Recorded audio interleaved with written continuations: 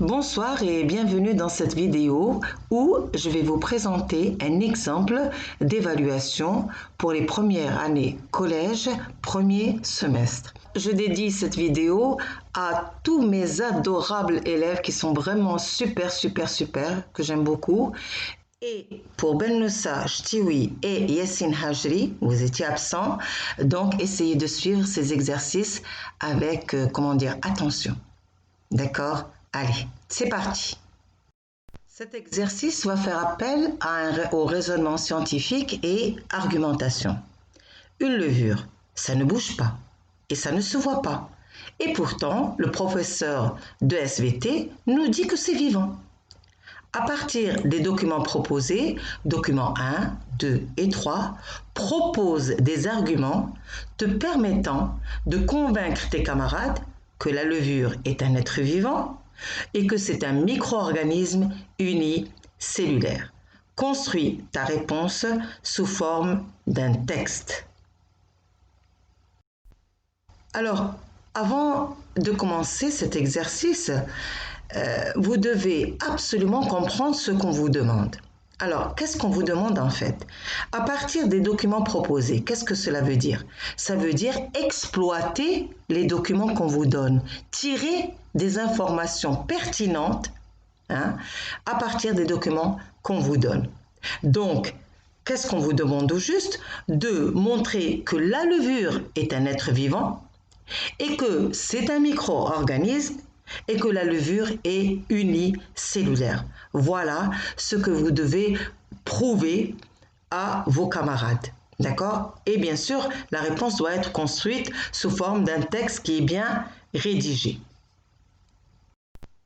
Alors, une chose est sûre d'abord, c'est que si vous ne savez pas, vous ne connaissez pas les caractéristiques d'un être vivant, qu'est-ce que c'est que micro-organisme et qu'est-ce que c'est que unicellulaire, vous ne pouvez pas répondre à cette question. Et donc, apprendre son cours, c'est la base. Vraiment, c'est la base pour répondre à toutes les questions en sciences, en SVT. Alors, qu'est-ce que c'est qu'un être vivant? Eh bien, les caractéristiques d'un être vivant sont naître, produire sa matière vivante à partir de la nourriture, se reproduire et mourir. Et bien sûr, en sachant cela, on doit chercher dans le document ces caractéristiques-là. Ensuite, sachant aussi que un micro-organisme, c'est quoi? Un micro-organisme est un être vivant, visible seulement au microscope. Et unicellulaire veut dire formé d'une seule cellule. Donc, on va voir si la levure obéit à toutes ces caractéristiques citées précédemment. Document par document, on va essayer d'extraire les informations. Document numéro 1. La levure, en dégageant du dioxyde de carbone, assure la levée de la pâte à pain grâce à la fermentation. La fermentation est une réaction chimique réalisée par les levures de manière permanente ou occasionnelle dans des milieux sans oxygène.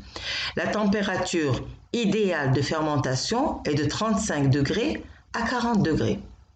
À partir de 60 degrés C, la levure meurt. Pasteur, en 1857, démontre que la levure peut vivre avec ou sans oxygène. Alors, tout ce texte-là,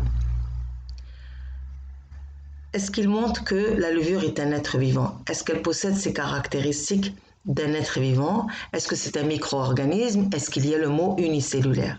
Eh bien, il n'y a qu'une seule phrase où on peut dégager que la levure est un être vivant. Eh bien, c'est celle-ci.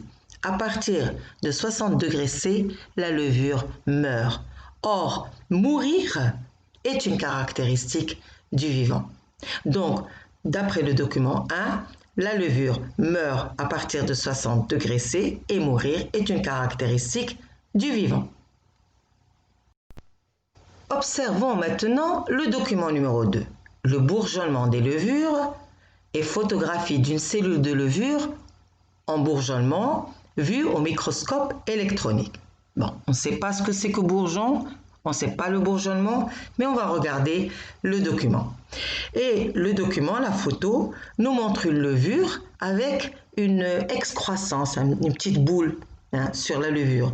Et il y a écrit bourgeon qui donnera la future levure. Celle-ci se sépare, puis grandira à son tour et bourgeonnera. Alors, qu'y a-t-il dans ce document numéro 2 qui nous montre que la levure est un être vivant, micro-organisme unicellulaire?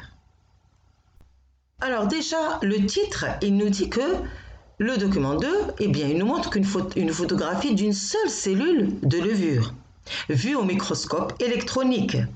Au microscope, c'est-à-dire vraiment avec un moyen d'observation.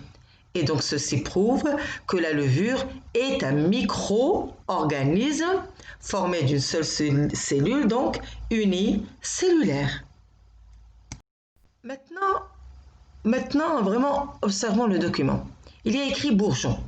Or, un bourgeon, c'est une construction de la matière vivante par la levure. Et c'est donc une caractéristique du vivant. La future levure, le bourgeon va donner la future levure. Eh bien, c'est la reproduction. La levure va se multiplier en donnant un bourgeon. Donc, elle va se reproduire.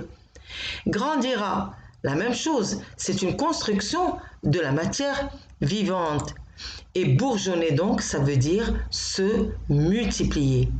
Et là, on a toutes les caractéristiques à peu près du vivant. En plus de ça, la future levure, d'où elle est née? Elle est née du bourgeon. Donc on a la naissance du bourgeon, on a la naissance de la future levure. Alors on va écrire maintenant, d'après le document 2, la levure forme un bourgeon, donc construit de la matière vivante, et ce bourgeon deviendra en grandissant la future levure. Le bourgeonnement est donc une forme de reproduction. La levure, en bourgeonnant, donne naissance à la future levure. Et il ne nous reste plus que le document numéro 3. Le document 3, qu'est-ce que c'est? C'est une observation microscopique de nombreuses levures. Et chacune d'elles est formée d'une paroi, d'une membrane cytoplasmique, d'un noyau et d'un cytoplasme. Et qu'est-ce qu'on en déduit?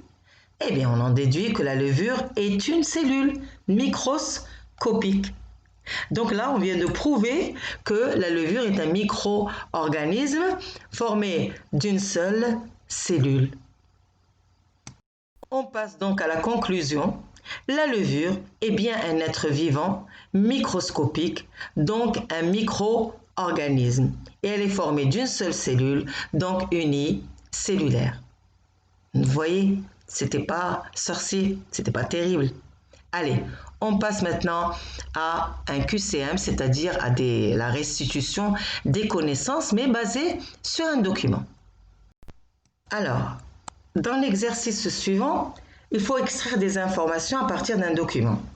Alors, vous avez un document qui montre une belle photo d'un milieu, de deux milieux naturels en fait, et vous avez beaucoup d'espèces, fougères, feuilles vertes, limaces, des herbacées, abeilles, cloportes, un petit insecte, quand on le touche, il se met en boule, champignons, escargots et sauterelles. Et pour chaque question, il vous est donné 4 propositions, A, B, C et D. Une seule proposition est exacte. Une mauvaise réponse entraîne une note négative de moins 0,5 à la question. Ne rien cocher ne donne aucun point et une bonne réponse entraîne une note de 1 point. Alors il faut répondre en cochant X devant les lettres A, B, C, D de la proposition exacte. Donc il faut bien réfléchir avant de cocher, sinon on est sanctionné par une note négative de moins 0,5. Question numéro 1. Cet environnement représente A, une forêt, une prairie et des manifestations d'activité humaine, deux milieux naturels, C, la répartition de la faune, D, une forêt et les animaux qui y vivent. Alors, quelle est la réponse juste? Réfléchissez avant de répondre. Alors, si vous dites que 2 milieux naturels, oui, il y a une forêt et une prairie. Mais il n'y a pas que 2 milieux naturels, regardez bien. Si vous dites la répartition de la faune, il n'y a pas que la faune, il y a aussi la flore. Si vous dites une forêt et les animaux qui y vivent, il n'y a pas que la forêt et les animaux, il y a aussi la prairie et les insectes, la végétation. Donc, qu'est-ce qui reste? Eh bien, il reste une forêt à gauche, une prairie à droite et des manifestations d'activité humaine. Il y a une petite ferme et je ne sais pas quelle construction, là, vous voyez une construction humaine à droite de l'image. Et on passe à la question numéro 2. Le milieu A possède les caractéristiques physiques suivantes. Caractéristiques physiques, vous vous rappelez ce que c'est? D'accord? Eh bien, A, l'humidité de 150 lux, une température de 17 degrés C et un éclairement de 85%. Ou bien B, l'humidité de 85%, une température de 17 degrés C et un éclairement de 150 lux. Ou bien C, l'humidité de 50%, une température de 24 degrés C et un éclairement de 50%. Ou bien D, une faible humidité et un fort éclairement. Alors, cet exercice quand même est relativement facile parce que dans l'image, il y a écrit éclairement 150 lux, température, etc. Mais s'il n'y avait pas les mots éclairement, température, humidité, est-ce que vous connaissez les unités des paramètres physiques? Alors, toujours l'éclairement, c'est le lux, le degré Celsius, c'est pour la température et l'humidité, elle est en pourcentage.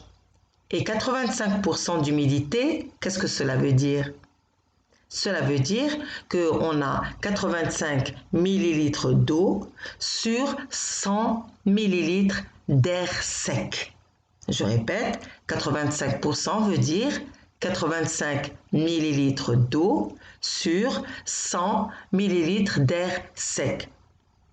Donc bien sûr, la réponse c'est on n'a pas une humidité de 150 lux, ça n'existe pas. C'est la B qui est juste. Les éléments du milieu B qui appartiennent à la faune sont A. Limaces, champignons, cloportes, sol. B. Escargots, abeilles, herbacées, sauterelles. C. Sauterelles, abeilles, escargots. Et D. Cloportes et limaces. Lisez bien la question parce que j'ai vu des erreurs.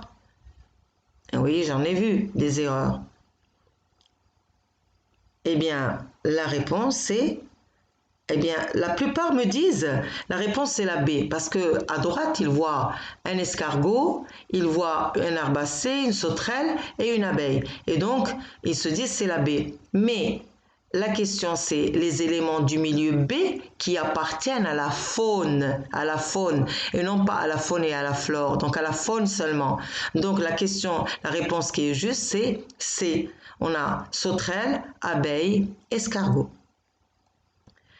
Le titre du document peut être les paramètres physiques des milieux artificiels, B. Répartition de la faune et flore selon les saisons, C. Répartition de la biocénose en fonction de paramètres physiques. Et D. Répartition de la faune dans 2 milieux naturels. Alors, eh bien la A, elle n'est pas juste, ça ne peut pas être juste parce qu'on n'a pas un milieu artificiel. La B, on n'a pas seulement un milieu artificiel, on a la prairie, la forêt et on a bien sûr les aménagements, artificiels de l'être humain. B, la répartition de la faune et flore selon les saisons. Il n'y a pas de saison ici. Aucune saison. On ne vous dit ni hiver, ni printemps, ni rien. Mais qu'est-ce qu'il faut sol. Et C, répartition de la biocénose en fonction de paramètres physiques. Oui. Si vous connaissez la définition de biocénose, vous verrez que la C est juste. La biocénose, c'est la faune, l'ensemble des animaux, et la flore, l'ensemble des végétaux. Donc la biocénose, c'est ça. La répartition des êtres vivants dans ce milieu de vie dépend A. Uniquement de la température, B. Uniquement de l'humidité, C. Du hasard, n'importe comment, D. De l'éclairement, température et humidité. Alors bien sûr, tout le monde l'a répondu juste. c'est l'éclairement, température et humidité. La A n'est pas juste. S'il n'y avait pas écrit uniquement, elle serait juste. Parce que la répartition des êtres vivants dépend de la température. Mais il y a écrit uniquement de la température. Et ça, c'est faux. Le hasard, eh bien non. Les animaux ne se répartissent, les animaux et les végétaux d'ailleurs, ne se répartissent pas au hasard, n'importe comment. Non, ils se répartissent en fonction des paramètres physiques, mais pas seulement les paramètres physiques. Ils peuvent donc, se répartir en fonction de leurs besoins en nourriture, de leur besoin de se protéger des prédateurs, de ce qui vont les manger, etc. pour la faune. Et les végétaux, il y a certains végétaux qui n'aiment pas beaucoup la lumière, donc ils se répartissent sous les arbres, comme la fougère. On distingue dans cet environnement des organismes vivants seulement, B, des composantes minérales seulement, C, des manifestations d'activité humaine et D, la faune et la flore seulement. Quelle est la réponse juste? Alors la même chose. Des organismes vivants seulement? Non. Il y a aussi, on a vu, le biotope. C'est-à-dire, on a l'air, l'eau, enfin, il n'y a pas ici, l'eau n'est pas visible, mais l'air, le sol, etc. Donc, il y a aussi le non-vivant. On a des composantes minérales seulement? Non, il n'y a pas que le non-vivant, les composantes minérales, mais il y a aussi le vivant. Et c'est des manifestations d'activité humaine? Oui, on voit bien, on a des constructions humaines. Et la faune et la flore seulement? Non, on a aussi le biotope, donc le non-vivant. Et voilà, c'était quand même assez intéressant, vous ne trouvez pas? Allez, au revoir et à bientôt dans une prochaine vidéo. J'espère que ça vous a plu. Et si vous n'avez pas compris, eh bien, à vos plumes. Écrivez des questions, posez des questions, écrivez un commentaire, etc., etc. Allez, au revoir et à bientôt.